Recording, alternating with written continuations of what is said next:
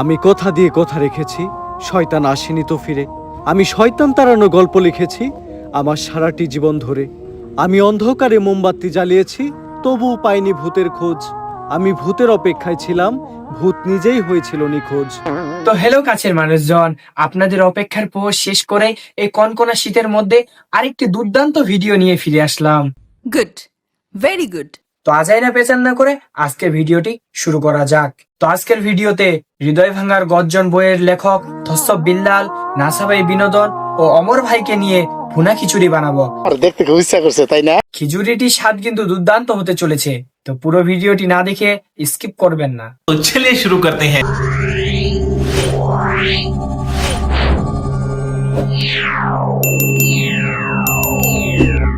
ক্রোমের রাজা যেমন জনি সিং, ফেসবুকের রাজা তেমন বিল্লাল সিং।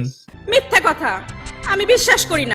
আপনি বিশ্বাস না করলে হবে কি, থসব বিল্লালকে অনেকে তার কন্টেন্ট ক্রিয়েশনের আব্বা ভাবে, এটাই আমগো বাঙালি। ভালো হয়ে যা, এখনো সময় আছে। ভালো শেয়ার হইব না, কারণ তাকে ছাড়া ভিউ ব্যবসা যে আর চলবো না। বুঝো না এই ব্যাপারটা।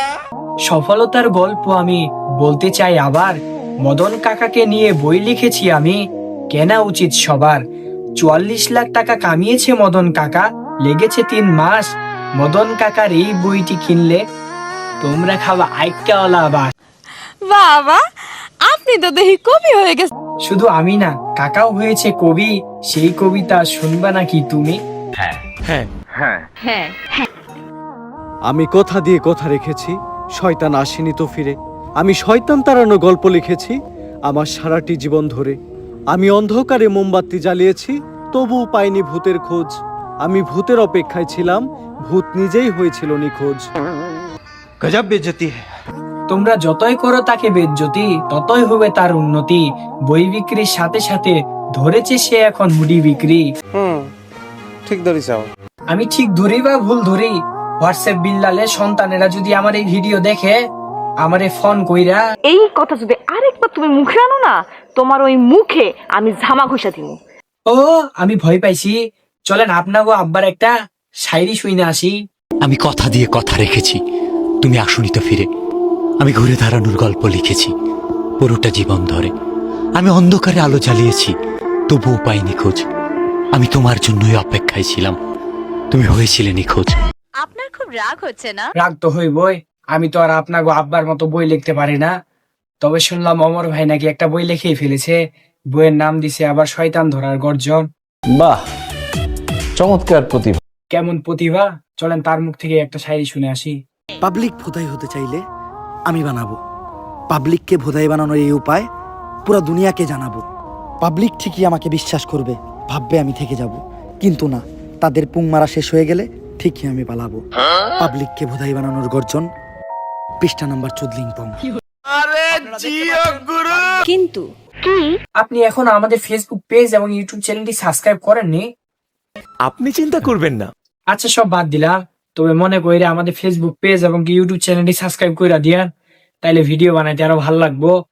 সঠিক বলেছেন। তুমি পারবে কিনা জানি আমি, তাও স্বপ্ন আমার একটাই, এই ট্রেন্ড কাজে লাগিয়ে হাজার হাজার পিস তাবিজ বিক্রি করতে চাই। আমার কোনো সমস্যা নাই, আপনি 1000 টাকার তাবিজ লাখ টাকা দিয়ে বিক্রি করেন ভাই, কারণ আমরা বাঙালি তো ভোদাই। ওর মতো মাদারচোদ মার্কা লোক কে ওইটা? হ্যাঁ, আমরা গেছিলাম থরসব বিল্লালের সাথে দেখা করতে, তো থরসব বিল্লাল হলে এখানে আসেনি মাদার চোদ। কারণ ভাই আপনি থামেন, আমার আবার গালাগালি ভাল লাগে না।